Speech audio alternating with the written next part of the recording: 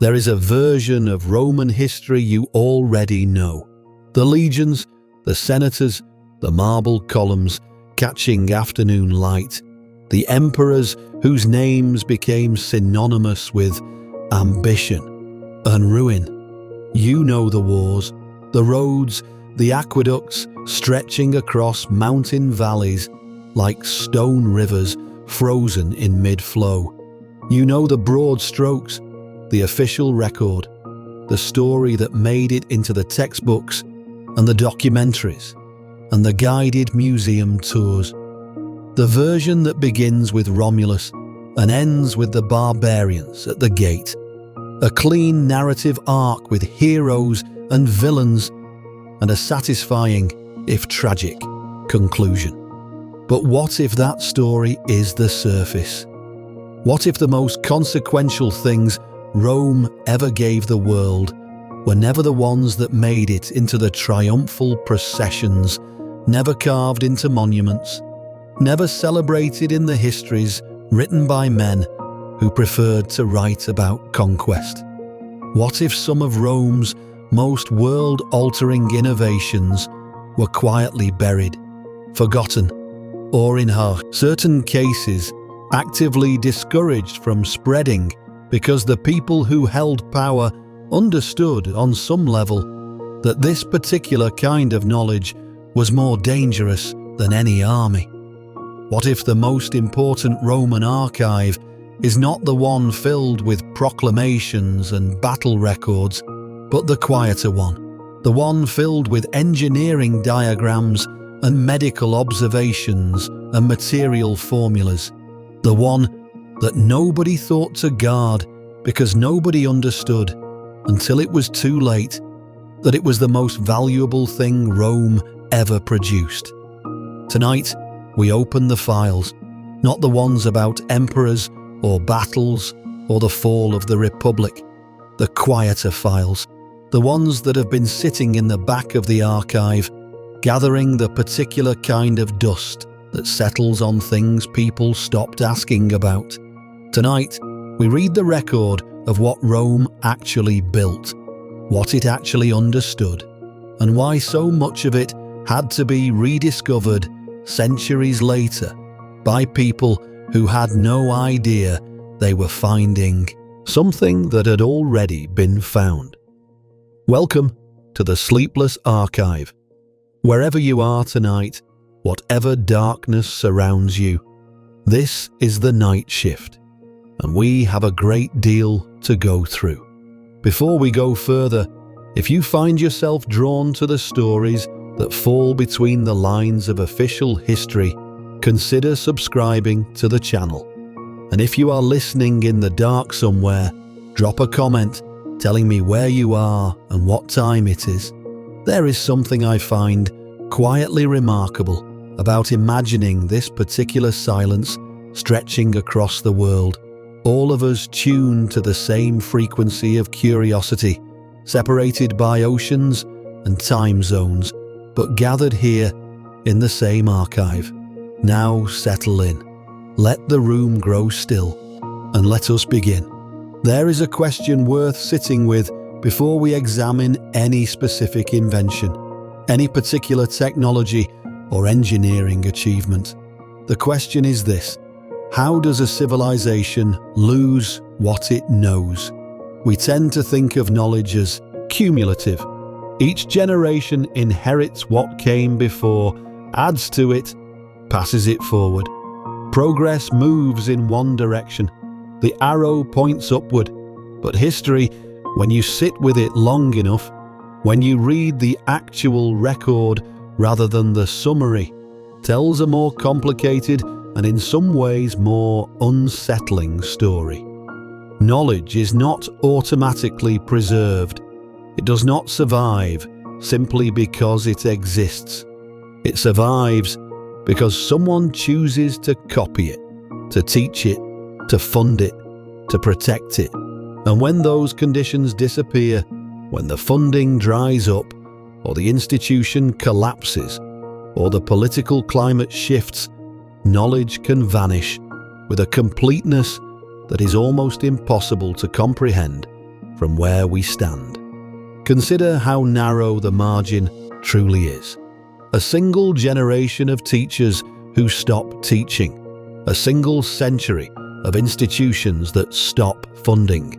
A single political transition that redirects resources away from the maintenance of what was built. These are not dramatic catastrophes. They are quiet administrative decisions, the kind that are made every day in every civilization, and they can erase in decades what took centuries to accumulate. The knowledge does not burn dramatically. It simply stops being passed forward, and the silence that follows is indistinguishable from the outside, from the silence that precedes discovery. The Roman Empire at its height was, among many other things, a knowledge management system of extraordinary sophistication. It gathered information from conquered territories, from Greek scholars, from Egyptian engineers, from Syrian glassworkers, from Iberian miners, and it synthesized that information into something new. Not just preservation, but application. Not just knowing how something worked, but deploying that knowledge at scale, across an empire that stretched from the Scottish Highlands to the deserts of Mesopotamia. The Romans were not primarily theorists, they were implementers. They took ideas that existed elsewhere and asked, how large can we make this? How consistently can we deploy it? How do we embed it in systems that will outlast any individual practitioner? And then, across a period of several centuries, much of that applied knowledge went quiet. The infrastructure stopped being maintained. The schools stopped teaching certain disciplines. The texts stopped being copied. The techniques were no longer passed down in organized ways. And what had been common knowledge, what had been the ordinary background of urban life for millions of people, became mystery, became legend, became, in some cases, something that later generations would look at and say, with genuine bafflement, we do not know how they did this. That is not a small thing. That is one of the strangest and most melancholy facts in all of human history. And it is the fact that makes tonight's exploration worth having. Because if it happened once, if a civilization of that sophistication and reach could allow its most practical knowledge to become inaccessible, then the question becomes not just historical, but deeply personal. What do we think we know that we are not actually maintaining? What systems are we allowing to quietly degrade? Not through malice, not through conspiracy, but simply through the ordinary drift of institutional attention toward other priorities. But we are getting ahead of ourselves. Let us return to the archive. Let us begin at a beginning that looks deceptively simple. Picture a curve. Just a curve. Stones arranged in an arc, each one leaning against its neighbours, locked together at the top by a single wedge-shaped piece called a keystone. From a distance, it looks almost casual, almost accidental, as if someone stacked rocks in a pleasing shape and then noticed that the shape happened to be structurally extraordinary. There is something almost inevitable about it, as if the arch were a discovery waiting to be made, a truth encoded in the geometry of stone and gravity that someone was eventually going to find. The arch is not a Roman invention. That is worth saying clearly, because one of the things this archive takes seriously is the difference between what the evidence actually shows and what makes a better story. The arch appears in ancient Egypt, in Mesopotamia, in pre-Roman Etruscan construction. The idea existed before Rome. But there is a significant difference between an idea that exists and an idea that is systematically understood refined, and deployed at civilization-altering scale. And that difference is where Rome enters the story.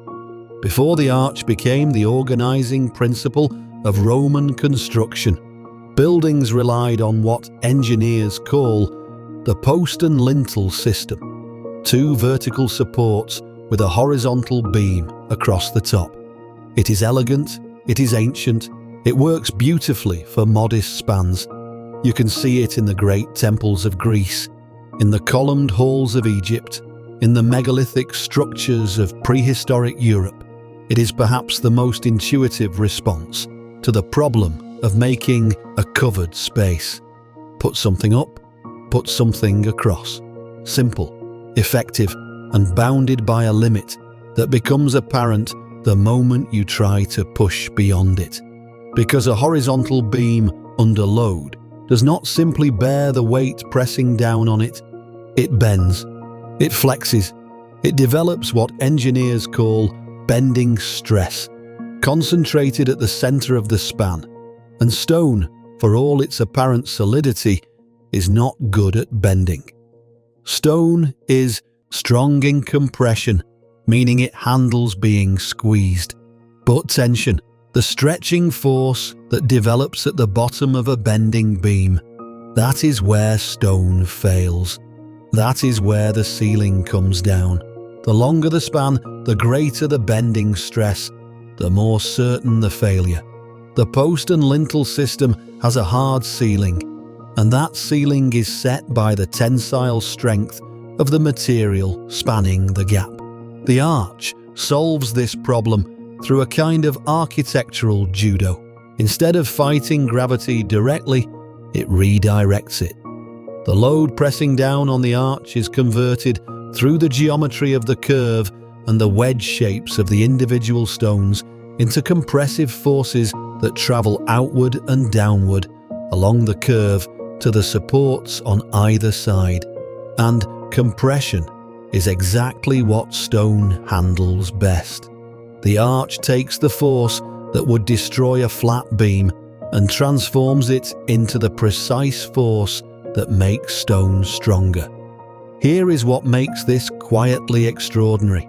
The heavier the load, the more the stones are pressed together and the more tightly they lock. The arch becomes more stable under greater weight. It is a system that improves under stress, which is either the most elegant piece of engineering in the ancient world or a philosophy about resilience that someone should probably have applied to the political system as well. There is something almost paradoxical about it, something that rewards contemplation. The thing that should destroy it instead strengthens it.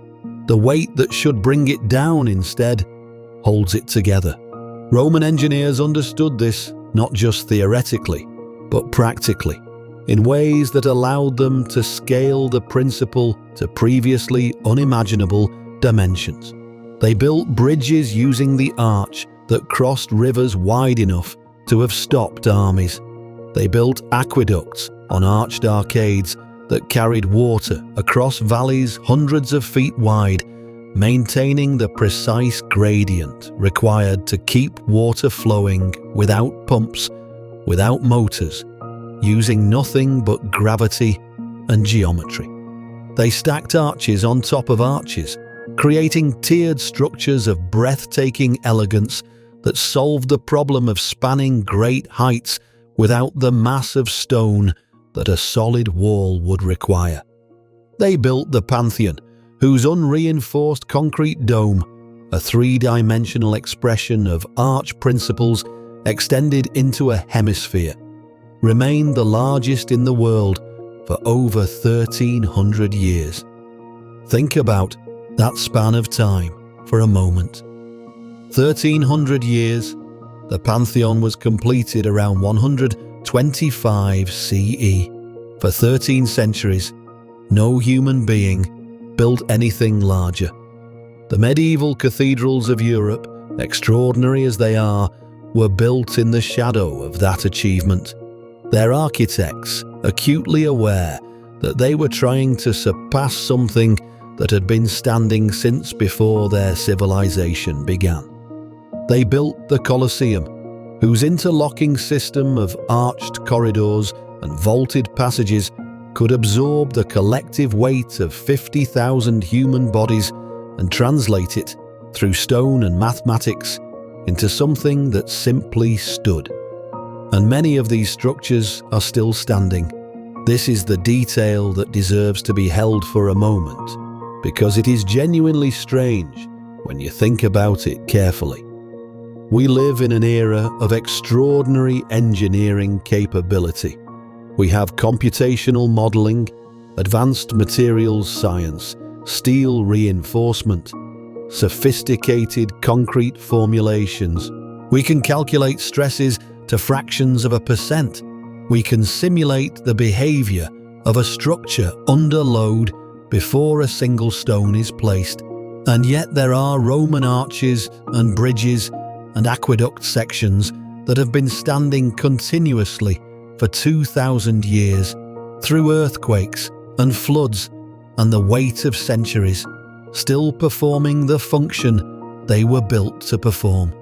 The Pont du Gard in southern France, its 3 tiers of arches rising 50 meters above the Garden River, carrying water across a valley on a gradient so precise that it drops only 17 meters over the entire 50-kilometer length of the aqueduct it serves.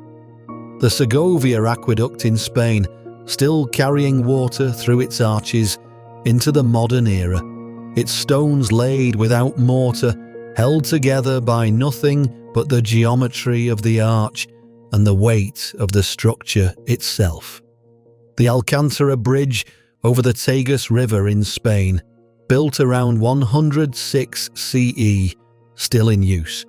Its 6 granite arches spanning a river that has flooded and receded and flooded again for 2 millennia without shifting the bridge from its foundations. These are not ruins in the picturesque sense of the word. They are functioning infrastructure that has simply never stopped working. They are the archive written in stone, still legible, still relevant, still doing the work they were designed to do. If this kind of hidden history keeps you awake at night, it would mean a great deal if you liked the video and subscribed to the archive. It helps more people find their way into these quieter files. So what happened? If the Romans understood the arch so completely, if they deployed it so effectively, if the results were so durable, why did the centuries following Rome's decline see a dramatic retreat from this kind of construction? Why did the sophisticated infrastructure that had connected a continent slowly crumble without being replaced? Why did the knowledge of how to build at that scale with that precision apparently have to be rediscovered rather than simply inherited? This is where the story becomes more complicated than a simple tale of technological progress. Because the answer is not that the knowledge disappeared all at once, not that there was a single catastrophic moment when the archive was closed and the files were sealed. The answer is slower, and in some ways more troubling than that. The knowledge was embedded in institutions, in the legions, which maintained their own engineering corps, teams of trained specialists who built bridges and fortifications and roads and siege equipment as a matter of military routine. In the professional guilds of architects and builders, the collegia, which maintained standards, trained apprentices, and preserved the accumulated practical knowledge of generations of construction. In the administrative systems that funded and organized large-scale construction projects, the bureaucracies that surveyed sites and allocated materials and coordinated labor across vast distances. In the schools that trained engineers in the mathematical principles underlying the designs, the theoretical foundation that allowed practitioners to adapt principles to new situations rather than simply copying what had been done before. And as those institutions weakened, as the empire fragmented, as the economic systems that had funded massive public works contracted, the knowledge became less accessible. Not forbidden, exactly. Not suppressed in the way that a government suppresses a document by locking it in a vault, but quietly inaccessible in a way that amounted to the same thing. The engineers retired, and their apprentices were not trained. The guilds lost their funding and their organizational coherence. The administrative systems that had coordinated large projects dissolved into smaller, more local arrangements that could not sustain the same scale of ambition. And the knowledge, which had never existed purely as text, but always as a combination of text and practice and institution, became harder to access with each passing generation. The arch did not disappear from European construction entirely. Romanesque and Gothic architects used it, developed it, created extraordinary variations that pushed the principle in new directions, discovering the pointed arch and the ribbed vault and the flying buttress. Innovations that allowed medieval builders to achieve their own kind of structural poetry. But the scale of Roman infrastructure, the ambition of it, the systematic deployment of it across an entire civilization that went quiet for centuries. And when it came back, when Renaissance engineers began studying Roman ruins with fresh eyes and trying to understand how these things had been built, they were not building on continuous tradition. They were doing archaeology. They were excavating knowledge that had been buried. They were reading the archive that the stones had preserved. That is the pattern we will return to throughout tonight. Not suppression in the dramatic sense, not a conspiracy of silence, but something more subtle and perhaps more instructive. Knowledge that was embedded in systems that were allowed to decay, and a long silence before the rediscovery. Now, let us move indoors. Specifically, let us move beneath the floor.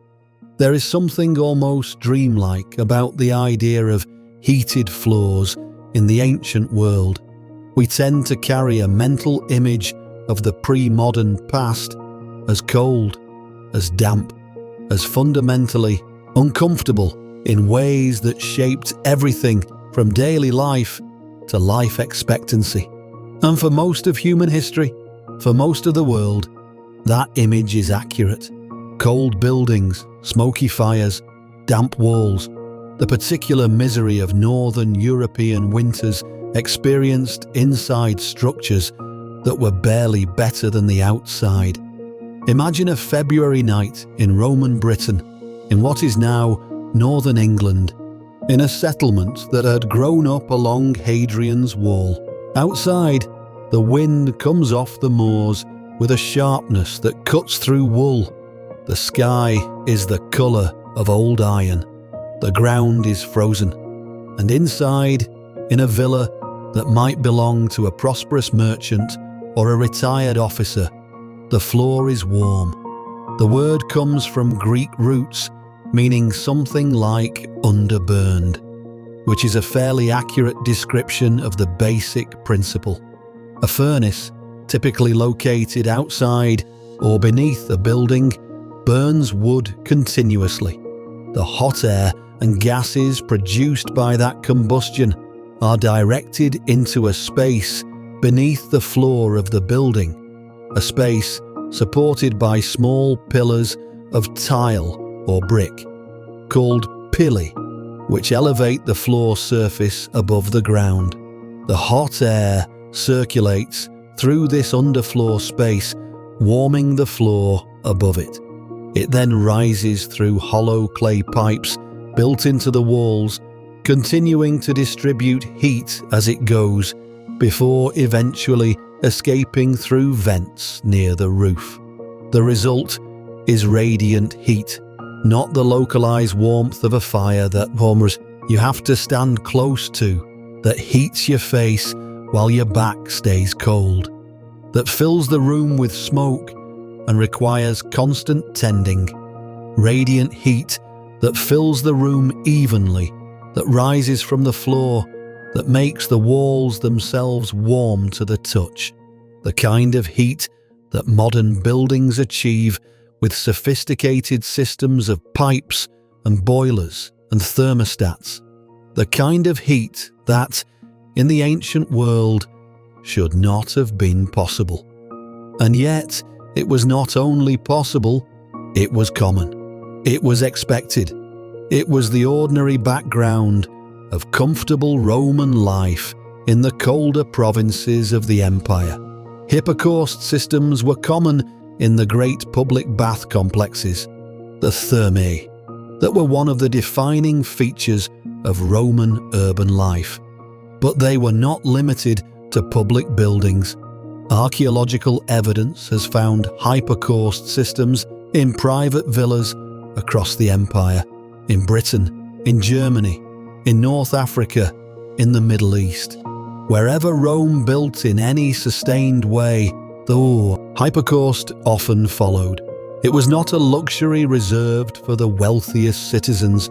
It was a standard feature of any building that aspired to comfort.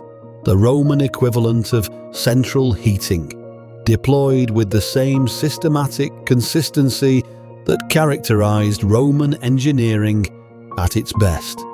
Now consider what this meant, not just for comfort, but for health.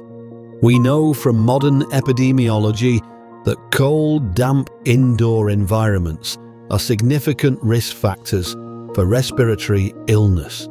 Mold grows in damp conditions. Dampness promotes the survival of pathogens. Cold weakens immune response. In the pre-antibiotic world, respiratory illness was not an inconvenience. It was a leading cause of death. The ability to maintain warm, dry, indoor environments was not a luxury. It was, in the most literal sense, a matter of survival. A population that sleeps in warm buildings, that spends its winters in warm buildings, is a healthier population. A healthier population is a more productive population. A more productive population sustains a more complex civilization. The hypocaust is not just a comfort technology. It is a public health intervention of the first order. The hypocaust also made it possible to operate public baths year-round, even in the colder provinces of the empire. And this matters more than it might initially seem. The Roman bath was not simply a place to get clean, though that alone would have been medically significant in a world without germ theory. It was a social institution, a place where people of different classes mixed, where business was conducted, where information traveled, where the social fabric of the city was maintained and renewed. When the baths functioned reliably, when they were warm and accessible even in winter, they served as a kind of social immune system for the city itself, keeping connections alive, keeping information flowing, keeping people engaged with one another in ways that strengthened community resilience. And then, after Rome, the hypocaust largely disappeared from European construction, not immediately, not everywhere, but progressively over the centuries following the empire's decline. The knowledge of how to build them did not vanish entirely. Archaeological evidence suggests that some hypocaust systems continued to be maintained in certain contexts, and there are examples of early medieval construction that incorporated simplified versions of the technology. But the systematic deployment of heated floors as a standard feature of urban buildings, the expectation that a public facility would be warm, that a wealthy home would have a sophisticated heating system that went quiet. Medieval Europe was cold in its buildings in ways that Rome had not been. And that coldness had consequences that rippled through every aspect of life, not just for comfort, not just for quality of life in the subjective sense, but for health, for productivity, for the ability to maintain certain kinds of social and intellectual life through the long northern winters. There is a reason why certain kinds of activity, certain kinds of gathering, certain kinds of sustained work became associated with warmer months. The buildings were cold, and cold buildings constrain what people do inside them. They constrain how long people can sit still and read, or write, or think. They constrain where people gather, and for how long. They constrain, in ways that are difficult to fully quantify, but impossible to ignore, the pace and character of intellectual and social life. The rediscovery of underfloor heating as a practical technology did not happen until the modern era, and it happened through engineering rather than through any continuous tradition connecting back to Rome, which means that for roughly 1,000 years in much of Europe, people lived in buildings that were colder and damper than they needed to be, not because the technology to warm them did not exist, but because the institutional knowledge of how to build that technology had been allowed to fade. The pili still stood in the excavated floors of Roman villas. The clay pipes were still there in the walls. The evidence was visible to anyone who looked. But looking at the evidence and knowing how to build from it are different things, and the gap between them is where 1,000 years of cold winters lived. That is the archive at work, not a dramatic burning of books, not a deliberate suppression, just the slow withdrawal of institutional support and the silence that follows. I'm curious what you make of this pattern. If you have come across other ancient technologies or practices that seem to have simply vanished from the record, things that should have been passed forward but somehow were not, leave that in the comments. The archive benefits from more than one set of eyes. Let us talk about light. Specifically, let us talk about the difference between a building that breathes and a building that is sealed against the world, and why that difference matters more than it sounds. Before glass windows became a feature of Roman construction, buildings managed the tension between light and weather in ways that were, to put it gently, imperfect. Open shutters admitted light and admitted cold and rain. Cloth coverings provided some protection, but reduced light dramatically. Thin slices of translucent stone, mica, or selenite allowed a diffuse glow, but not true transparency.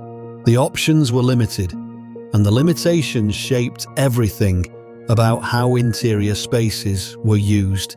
You could have light, or you could have warmth, rarely both. The interior of a pre-Roman building in Northern Europe was a place of compromise, of choosing which discomfort to accept. Glass itself is ancient. Egyptian and Mesopotamian craftsmen were producing glass objects thousands of years before Rome. But glass production was slow, expensive, and limited in scale. The objects produced were small, precious, decorative. The idea of using glass in windows, of producing flat panes large enough to be architecturally useful, required a different relationship with glass production. It required industrialization, in the Roman sense of the word, systematic, scaled, organized production that could supply a market rather than serving individual commissions. It required the kind of institutional commitment to a technology that Rome was uniquely positioned to provide. Roman glassworkers, drawing on techniques developed in Syria and Egypt, developed methods for producing flat glass panes that could be set into window frames. The quality varied. The transparency was imperfect by modern standards. The glass often had a greenish tint and contained bubbles and distortions that would be unacceptable in a modern window. But the fundamental achievement was real. Light could enter a building, weather could not. These two things could be separated in a way they had never been separated before, and that separation changed everything about what a building could be and what could happen inside it. Consider what this enables. A building with glass windows can be taller and more enclosed without becoming dark. It can maintain interior warmth because the glass, even imperfect glass, is a significantly better insulator than an open hole in the wall. It reduces the need for constant open flames to provide light, which in turn reduces indoor smoke, which in turn reduces the respiratory damage caused by breathing smoke-filled air for hours every day. It keeps insects out, it keeps moisture out, it keeps the wind out. It creates an interior environment that is meaningfully different from the exterior, a space that can be controlled, maintained, and inhabited with a degree of comfort that was previously unavailable. In the colder, wetter provinces of the empire, particularly in Britain and northern Gaul, the combination of hypercaust heating and glass windows created something genuinely remarkable: controlled interior environments, spaces where the temperature and humidity were meaningfully different from the outside world, where people could work, gather, sleep, eat, and live without being subject to the full force of the northern European climate. Imagine what it meant on a wet November afternoon in Roman Londinium to be inside a building that was warm and bright, to look out through glass at a rain-soaked street and feel the warmth rising from the floor beneath your feet. That experience, ordinary to a Roman of modest means, would have been extraordinary to a medieval European of considerable wealth. And then, after Rome, glass windows became rare. The knowledge of how to produce flat glass panes did not disappear entirely. Medieval craftsmen produced stained glass of extraordinary beauty and sophistication, glass that served a different purpose, that told stories in light and color, rather than simply admitting the world outside. But the widespread use of clear glass in windows as a standard architectural feature, the expectation that an ordinary building would have transparent windows rather than open shutters or cloth coverings, that was not restored in much of Europe until the medieval period was well advanced, and not at Roman scale until significantly later. There is something quietly poignant about this. Medieval Europeans living in the ruins of Roman cities, sometimes literally building their homes from salvaged Roman stone, were often colder and darker inside their buildings than the people who had lived in those cities 1,000 years before. The glass was gone, the heating was gone, the controlled environment was gone, and the difference in daily experience, in health, in productivity, in the simple quality of being alive inside a building was significant. Not catastrophic, not civilization ending, but real. A daily diminishment that accumulated over generations into something that shaped the character of an entire era. The archive holds this detail quietly. It does not shout it, but it is there, in the archaeological record, in the distribution of glass fragments at Roman sites, in the contrast between Roman and early medieval construction. Something was known, something was lost, and the loss had consequences that rippled through centuries. Now let us talk about something more abstract, but perhaps more fundamental than any of these physical technologies. Let us talk about how knowledge moves and what happens when the systems that move it break down. Before the Romans popularized what we now call the codex, the dominant format for storing written information was the scroll, a long strip of papyrus or parchment rolled around a spindle, read by unrolling one end while rolling up the other. The scroll is elegant, it is ancient, it is the format that the great libraries of the ancient world used to store their collections. The Library of Alexandria, the greatest repository of human knowledge in the ancient world, held its hundreds of thousands of texts in scroll form. And the scroll has a fundamental problem that becomes apparent the moment you try to use it as a reference tool rather than a reading experience. If you want to find a specific passage in a scroll, you have to unroll the scroll to that point. If the passage is in the middle, you unroll half the scroll. If you are not sure where the passage is, you unroll and re-roll repeatedly, searching.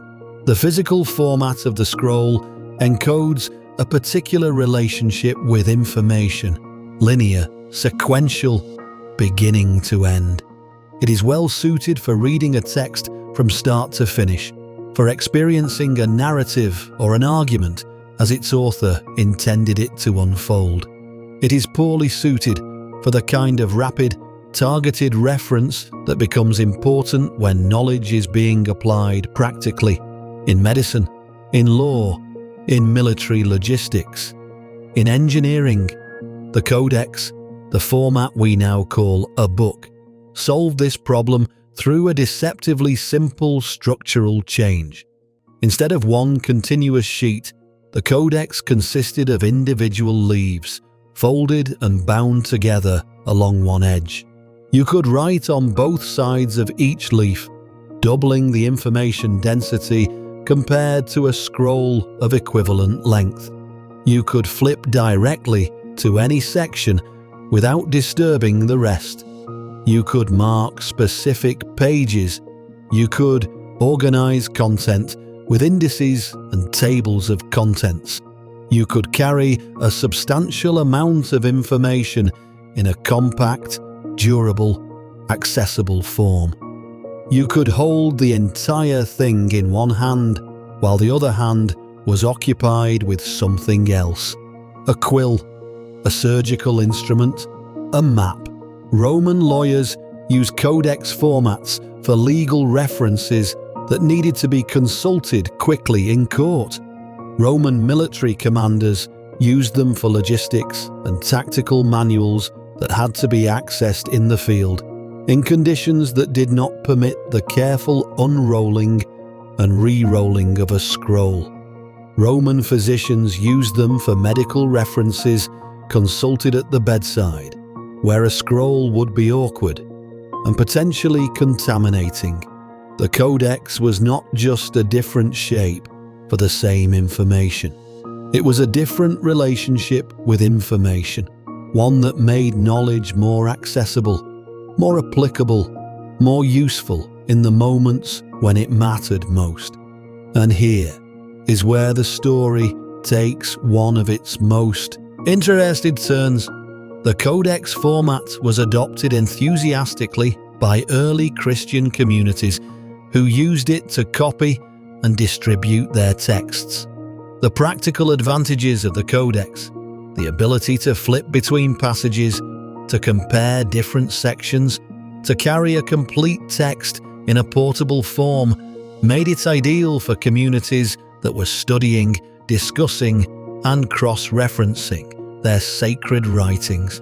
And this adoption meant that as Christian institutions became the primary preservers of written knowledge in the post-Roman West, the Codex format survived and spread, even as many other aspects of Roman intellectual life contracted.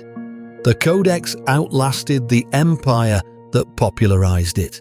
The format that Roman lawyers and physicians had used for practical reference became the format that preserved the intellectual heritage of the ancient world through the long centuries of institutional disruption that followed Rome's decline.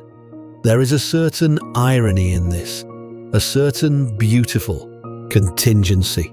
The technology survived because it was useful to people who had not originally developed it, who adopted it for their own purposes, who carried it forward into a world that had lost so much else.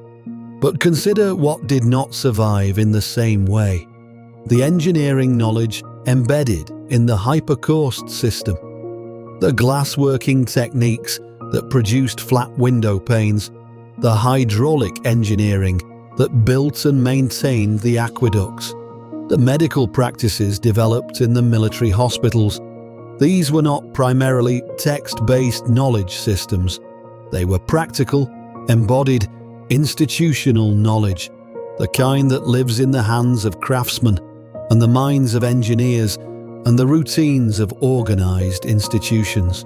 And when those institutions weakened, when the craftsmen stopped training apprentices, when the engineers stopped being funded, the knowledge became inaccessible in ways that text preservation alone could not prevent. You can have the book, you can have the manual, but if no one has been maintaining the practice, if no one has been building the hypercausts and fixing the aqueducts and blowing the glass, the book becomes a description of something no one knows how to do. The gap between description and capability is vast, and it is a gap that the Roman world allowed to open, slowly, over centuries, until what had been ordinary became mysterious.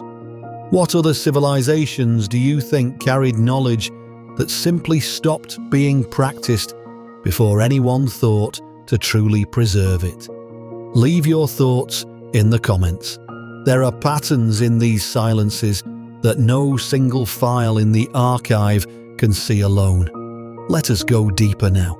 Let us talk about water and about the particular genius of understanding that water is both the source of life and the most patient destroyer of everything human beings build. The Romans did not invent irrigation. They did not invent dams. These technologies are ancient, appearing in Mesopotamia, in Egypt, in the Indus Valley, thousands of years before Rome. But Rome, again, did something distinctive. It systematized, it scaled, it deployed hydraulic engineering across a continent with a consistency and sophistication that had not been seen before and would not be seen again for many centuries. And crucially, it integrated. Roman water management was not a collection of isolated projects. It was a system designed to work together, to serve multiple purposes simultaneously, to be maintained and extended and adapted as the needs of the civilization changed. The Roman aqueduct system is the most famous expression of this. 11 major aqueducts serving the city of Rome alone, delivering an estimated 1 million cubic meters of water per day at the system's height. That is roughly the equivalent of what a modern city of 1 million people requires. Rome at its peak may have had a population approaching that figure, and it was supplied with water at a rate that would not embarrass a modern municipal system. The water flowed continuously, not pumped, but driven by gravity alone. along channels that maintained a precise downward gradient from source to city, sometimes traveling underground, sometimes crossing valleys on arched arcades, sometimes carved directly into hillsides, always moving, always flowing, always arriving. But the aqueducts are only part of the story. Less celebrated, but in some ways more interesting, are the Roman dams. In Spain, in North Africa, in the Middle East, Roman engineers built stone gravity dams of impressive scale and sophistication. The Proserpina Dam in Spain, built around the 2nd century CE, is still standing, still functioning, still part of the water supply system for the city of Merida, which was the Roman city of Emerita Augusta. A dam built 2,000 years ago is still doing its job, still holding water, still serving the city that was built around it. The archive, in this case, is not a text or a ruin. It is a working piece of infrastructure. What made Roman dam construction remarkable was not just the scale, but the engineering understanding behind it. A gravity dam works by being massive enough that its own weight resists the pressure of the water behind it. But the relationship between the dam's mass, its geometry, the properties of the foundation it rests on, and the water pressure it must resist is not simple. Get it wrong and the dam fails catastrophically, releasing the stored water in a wave that destroys everything downstream. Get it right, and you get something that stands for 2 millennia. Roman hydraulic engineers understood these relationships through a combination of mathematical knowledge and accumulated practical experience.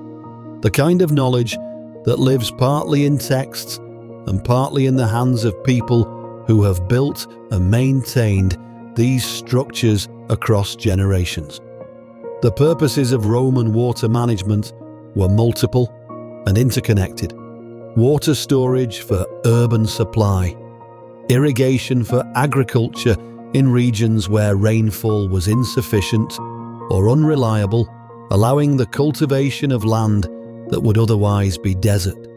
Flood control, moderating the peaks of seasonal flooding that could devastate crops and settlements in the river valleys where most ancient cities were built. Mill power, using the controlled flow of water to drive grinding wheels that processed grain for the urban population. The Roman approach to water was fundamentally about reducing volatility, about converting the unpredictable rhythms of rainfall and river flow into something more stable, more manageable, more compatible with the sustained agricultural production that a large urban civilization required. Because here is the fundamental truth about ancient civilizations, the truth that underlies everything else. Food security is the foundation. Everything else, the cities, the roads, the armies, the laws, the art, the philosophy, all of it rests on the ability to feed the population reliably. And reliable food production in the ancient world meant reliable water, not just rain, which comes when it comes and stops when it stops, but controlled water, stored water, water available when and where it was needed. Roman hydraulic engineering was, at its deepest level, an attempt to stabilize the foundation of civilization itself, to make the food supply less dependent on the weather, to reduce the catastrophic risk of drought, of flood, of the unpredictable swings of climate that had destroyed earlier civilizations and would destroy later ones. And then, after Rome, the dams stopped being maintained. The aqueducts fell into disrepair. Not all of them, not immediately, but progressively, as the institutional and economic systems that had funded their maintenance contracted. the water stopped flowing reliably. The agricultural systems that had depended on that water became more vulnerable to drought and flood, and the populations that had depended on those agricultural systems became more vulnerable to the famines that followed. There is a direct line, documented in the historical record, between the decline of Roman hydraulic infrastructure and the increased frequency and severity of food crises in the post-Roman West. The water stopped flowing, and the consequences were measured in lives. Now let us talk about something more intimate, about the human body, and about what happens when a civilization decides that the health of its people is worth systematic attention. Before Rome, battlefield medicine was largely improvisational. A wounded soldier received whatever care was available, which might be skilled and might be nothing at all, depending on circumstances. The idea that a military force should have organized dedicated medical facilities, that wounded soldiers should be treated in a systematic and consistent way, that medicine should be infrastructure rather than accident. This was not a universal assumption in the ancient world. Some armies had physicians, most had very little that we would recognize as organized medical care. The Romans made systematic medical care a military priority. The valetudinarium, the Roman military hospital, was not a tent or a temporary facility. In permanent forts, it was a dedicated building, purpose-built for medical care, with a specific architectural layout designed to facilitate treatment. Separate rooms for patients, reducing the spread of infection between cases. Designated surgical areas with drainage systems that kept the facility cleaner than most civilian buildings of the era. Storage for medical instruments and supplies. The architecture itself encoded a theory of medicine, a theory that said, organization matters, cleanliness matters, separation of cases matters, dedicated space matters. The building was not just a container for medical activity. It was an expression of a medical philosophy, one that understood, at least empirically, that the environment in which treatment occurred affected the outcomes of that treatment. The instruments found in Roman medical contexts are striking in their sophistication. Scalpels with replaceable blades, allowing the surgeon to maintain a sharp edge throughout a procedure. Forceps of various designs for different purposes, from removing foreign objects to manipulating tissue during surgery. Bone saws for amputations and orthopedic procedures. Catheters for urinary tract interventions. Surgical hooks, specula for examining internal cavities. The range of tools suggests a medical practice that was performing procedures of genuine complexity. Not just wound dressing, but surgery, bone setting, the treatment of internal conditions. And the evidence suggests that Roman military surgeons were cleaning wounds with vinegar and boiling water, applying what we would now recognize as antiseptic principles centuries before germ theory would provide a theoretical explanation for why this worked. They did not know about bacteria. They did not understand infection in the modern sense. But they had observed empirically that certain practices led to better outcomes, that wounds treated in certain ways healed more reliably, that certain conditions in the treatment environment were associated with higher survival rates. They had accumulated through systematic observation over generations of military medicine, a body of practical knowledge that worked even without a complete theoretical understanding of why it worked. This is the pragmatic genius of Roman medicine, not waiting for theory to catch up with observation, but acting on what the evidence showed, even when the mechanism was unclear. This is one of the most interesting aspects of Roman medicine, and one of the most instructive for thinking about how knowledge works. The Romans were pragmatists. They were interested in outcomes. They were willing to adopt practices from any culture they encountered if those practices demonstrably worked. Roman medicine drew on Greek theoretical frameworks, on Egyptian practical techniques, on local knowledge from across the empire. It was synthesized, applied, and improved through systematic observation. And crucially, it was institutionalized. The valetudinarium was not dependent on the presence of a particular skilled physician. It was a system. It had protocols. It had dedicated staff. It had physical infrastructure. It could function even when individual practitioners changed, because the knowledge was embedded in the institution rather than residing solely in individual minds. And then, after Rome, the institutionalized approach to medicine contracted. Not everywhere, not entirely. Some of what Rome had developed was preserved in Byzantine medical traditions, in Islamic medical scholarship, in the monasteries that maintained medical knowledge through the early medieval period. But the systematic, institutionalized, large-scale approach to medical care as a public responsibility, as infrastructure rather than charity or accident, that contracted significantly in the post-Roman West. The idea that a military force or a city or a civilization should have dedicated medical facilities as a matter of standard practice that had to be slowly rebuilt over many centuries. Let us return now to something we touched on earlier, to the question of what it means for knowledge to be embedded in materials themselves, waiting to be read by instruments that do not yet exist. Consider concrete. Roman concrete, opus cementitium, is one of the most studied and most puzzling materials in the history of construction.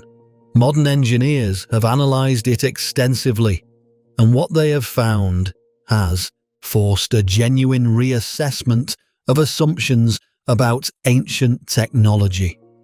Not a minor adjustment, not a footnote, a fundamental reconsideration of what the Romans knew and how they knew it. Roman concrete was mixed with volcanic ash, specifically a type of ash called pozzolana, found in abundance around the Bay of Naples. When mixed with seawater and lime, this ash created a chemical reaction that produced a material of extraordinary durability. Not just durable in the sense of being hard and strong, though it was those things, but durable in a more interesting way. Roman marine concrete, the concrete used to build harbour structures submerged in seawater, actually becomes stronger over time as it interacts with seawater. Modern concrete deteriorates in salt water. Roman concrete improves. It develops, over decades and centuries, mineral structures called aluminous turbermarite and phillipsite that reinforce the material at the microscopic level, filling cracks before they can propagate, strengthening the matrix as it ages. This is not a marginal difference.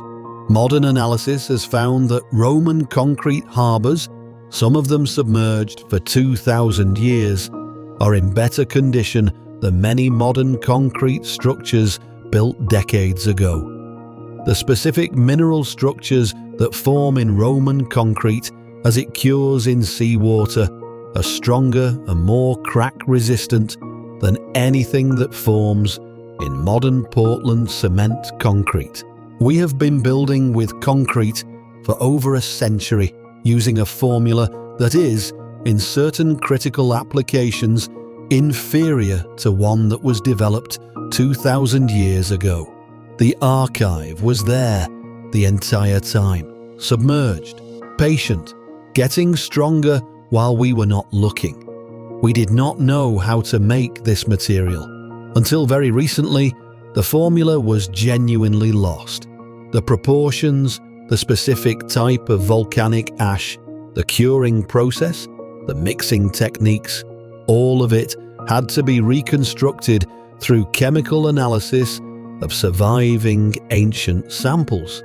The knowledge was embedded in the material itself, waiting to be read by instruments that did not exist until the 21st century. The electron microscope, the X-ray diffraction analysis, the chemical spectroscopy.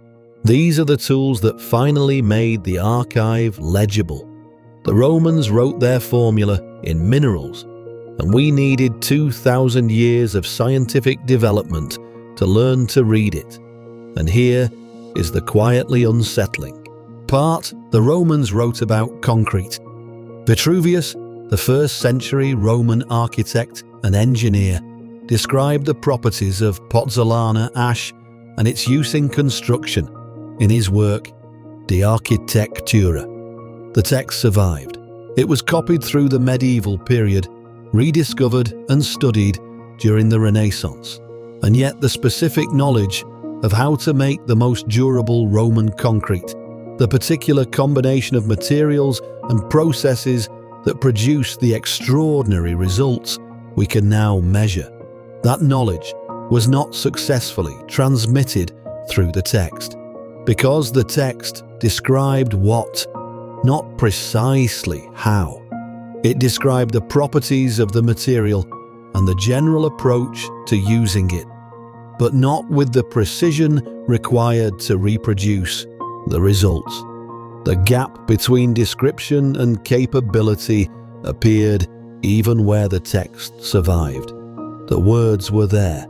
The knowledge was not fully there, because the knowledge lived not just in the words, but in the hands of the craftsmen who mixed the concrete, in the accumulated experience of generations of builders who had learned through practice what the text could only gesture toward. Vitruvius could tell you that pozzolana ash was remarkable. He could not fully encode, in words alone, the knowledge of a craftsman who had spent a lifetime working with it. This is perhaps the most important lesson the archive has to offer tonight. Knowledge is not just information.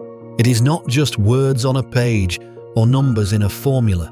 It is the lived, practiced, embodied understanding that comes from doing, from teaching, from the sustained engagement of skilled people with a craft over generations.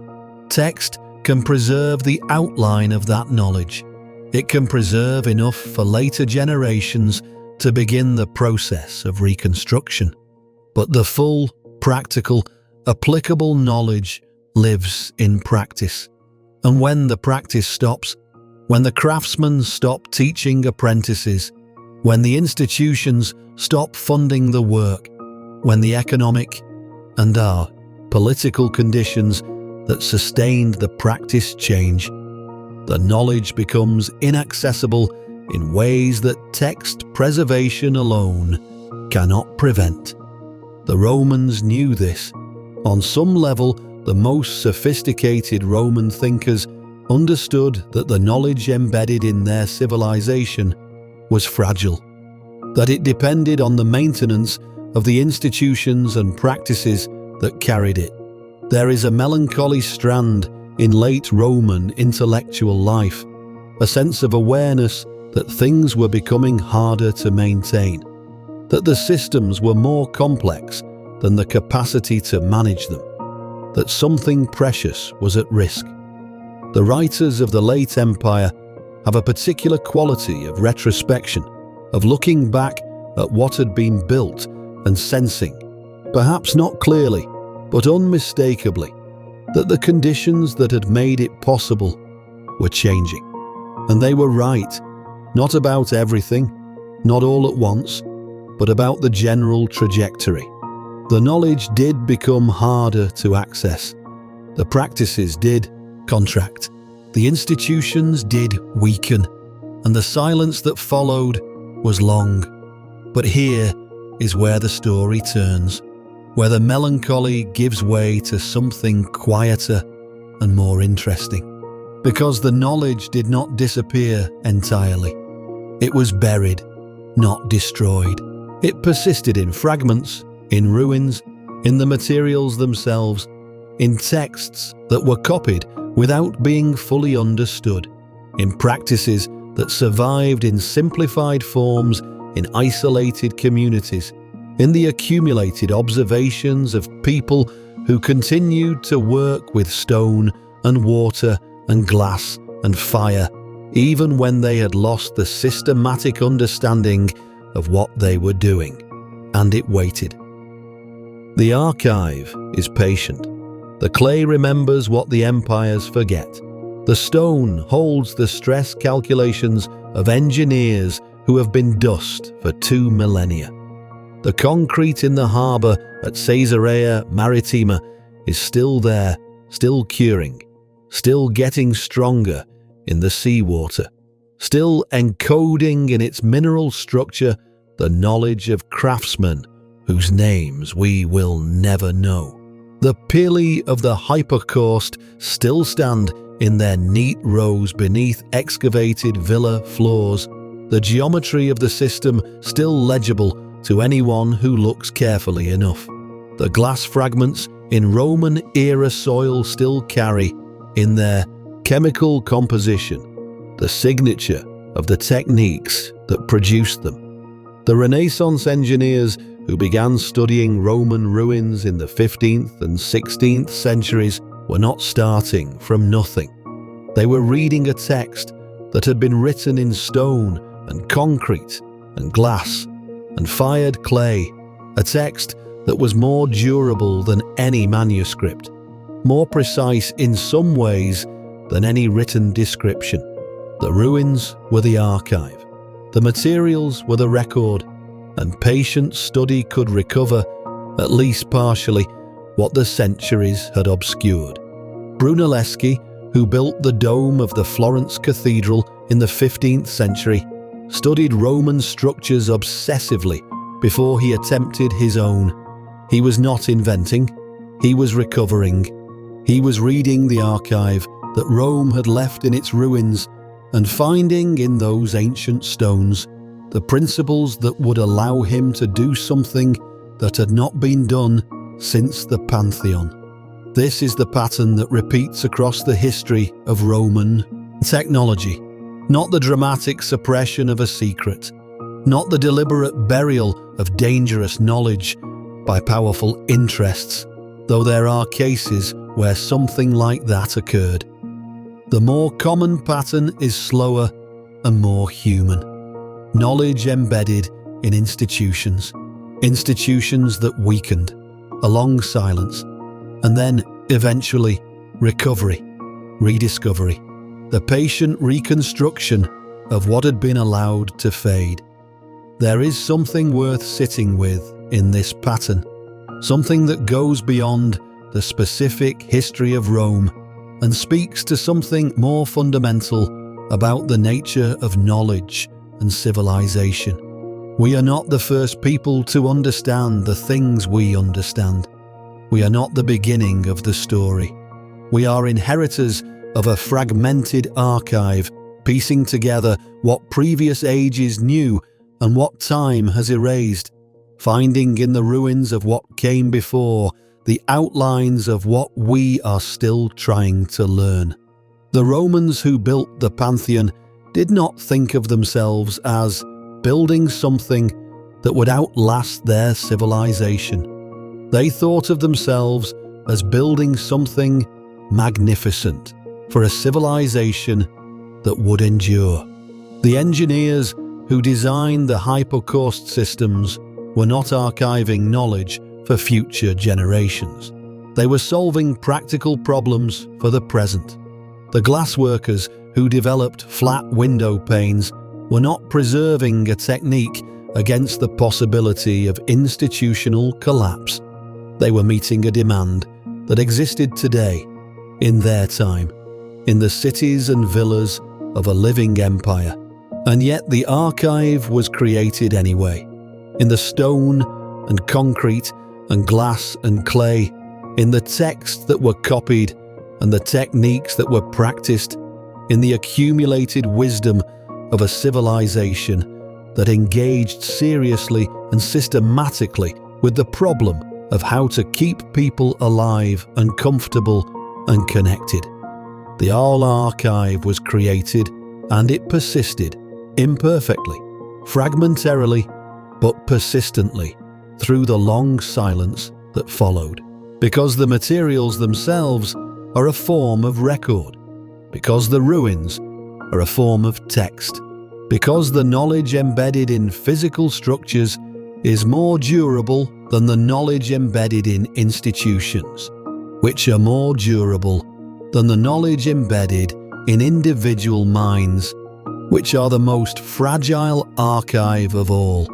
We are reading that archive now, not just here, in this particular exploration, but in every moment when a modern engineer studies a Roman structure and finds something unexpected, something that challenges the assumption that older necessarily means simpler, something that suggests the people who came before us were grappling with the same fundamental problems we face and finding solutions that deserve more than condescension.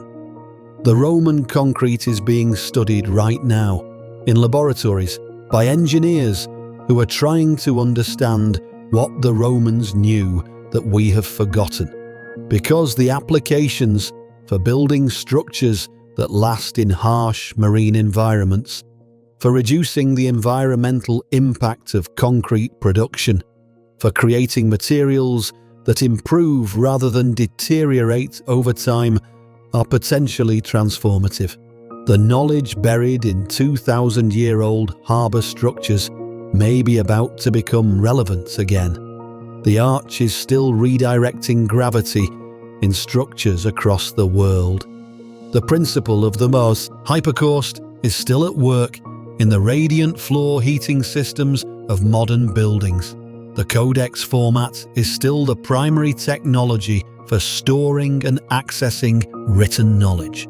The hydraulic engineering principles that built Roman dams still underlie the design of modern water management systems. The organizational principles of the valetudinarium still inform the design of modern hospitals. These things did not disappear. They became the foundation, often unacknowledged, of what came after. The archive opens itself slowly, on its own schedule, when the conditions are right for what it contains to be understood and applied. It does not demand to be read, it waits. And patience, as the Romans themselves understood in the way they built, patience is a form of strength. Let us settle into the final passages of tonight's exploration. Let us return to where we began, to the question that opened the archive for us. The Roman inventions we have explored tonight were not hidden in the way that a classified document is hidden, locked in a vault, deliberately withheld from those who might benefit from it.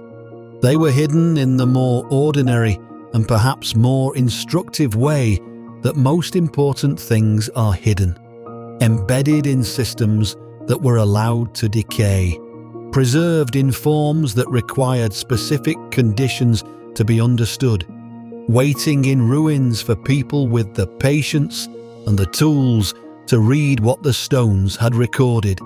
The arch waited in the Colosseum and the Pont du Gard and 1,000 other structures, still standing, still performing its function, available to anyone who looked carefully enough to understand what they were seeing. The hypercaust waited in the excavated floors of Roman villas, its pili still standing in their neat rows, the system intact enough to be understood by anyone who studied it with sufficient attention. The codex waited in the monasteries, being copied and recopied carrying forward not just the texts it contained, but the format itself, the technology of the bound page that would eventually make the printing press possible, and the printing press would make the modern world possible. The concrete waited in the harbours, slowly improving in the seawater, encoding its formula in its mineral structure, patient beyond any human patience. They were not suppressed, they were not classified, they were simply allowed to become inaccessible through the ordinary processes of institutional decay and the withdrawal of the economic and social conditions that had sustained them. And that, perhaps, is the more important lesson. Not that powerful interests suppress dangerous knowledge, though that happens too, in other files in the archive, but that knowledge is fragile in a more mundane and more universal way. It requires maintenance, it requires institutions, it requires the sustained commitment of people and resources to keeping the practice alive.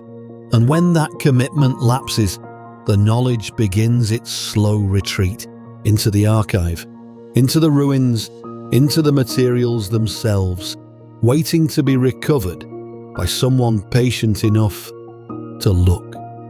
We are those people, not in any special or privileged sense, not because we have particular gifts or access, but simply because we are here in the night hours, willing to look carefully at what the past has left us, willing to sit with the questions that the official record does not answer, willing to consider that the story we have been told about progress and knowledge and the forward march of civilization is incomplete, that the Assos archive holds more than the textbooks have shown us, that the ruins have things to say if we are willing to listen. The Romans built for permanence. They built in materials that they understood would outlast them. They built with a confidence in the durability of their work that we might find either admirable or naive, depending on how we look at it. And in a sense, they were right. The arch is still standing. The concrete is still curing. The codex is still in your hands in some form every time you open a book.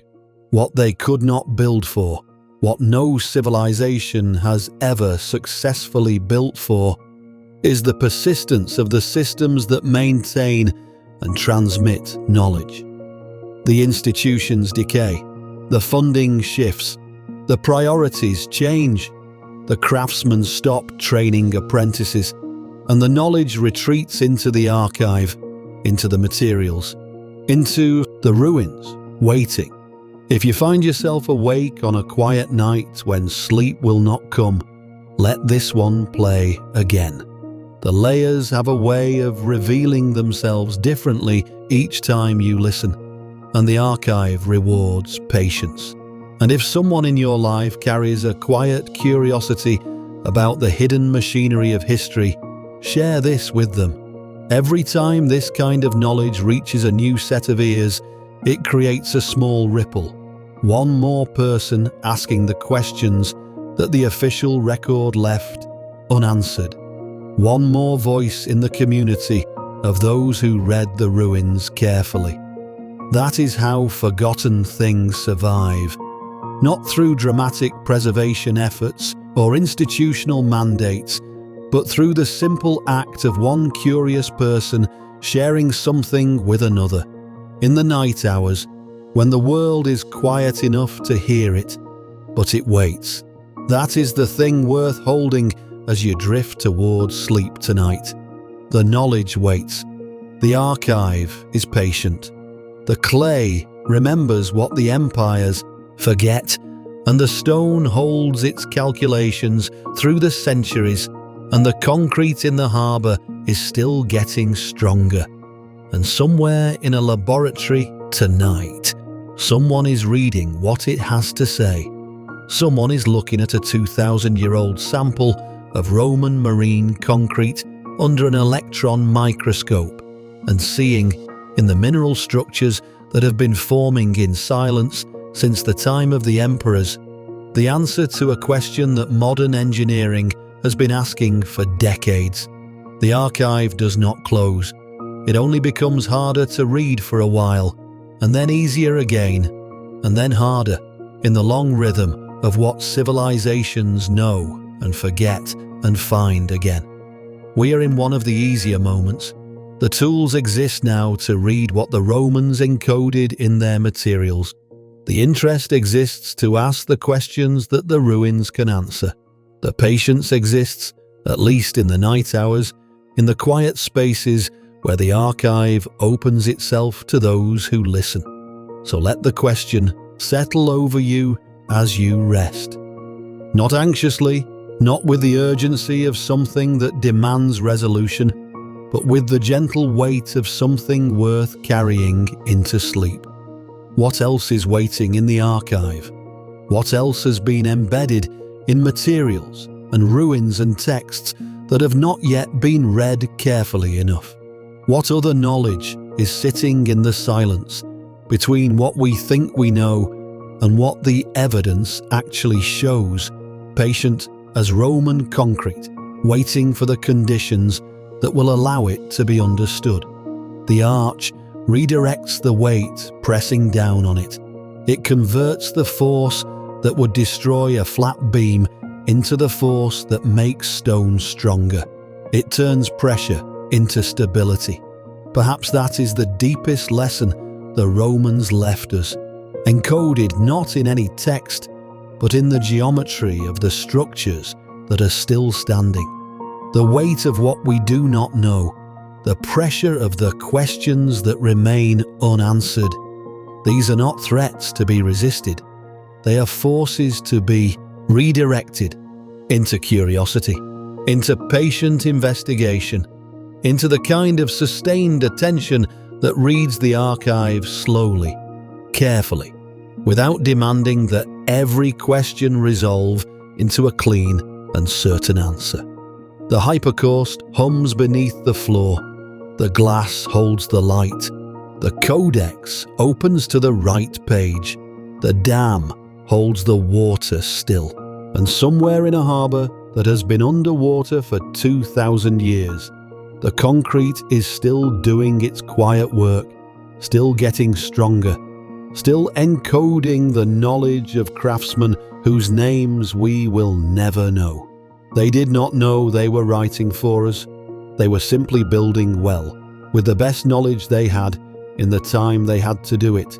And the archive they left behind, written in stone and water and mineral and light, is still legible, still patient, still waiting for the next question. The archive is open. The night shift continues. And the truth, as it always has, waits patiently for those willing to sit with it in the dark. Wherever you are tonight, whatever darkness surrounds you, let this be enough. Let the questions rest. Let the archive close gently around you, its files in order, its dust undisturbed, its patience absolute. The knowledge was not lost. It was only waiting, and it will keep waiting, patient as stone, through whatever comes next. Until the next file opens, may your rest be deep, and may the archive find you again when the night is right. And when it does, the next file worth opening is the one on 1177 BC, the year that every major civilization on Earth collapsed at once. The archive has been holding that one for you. It asks the same question this file asked about what is lost when systems fail all at once, and what, if anything, survives.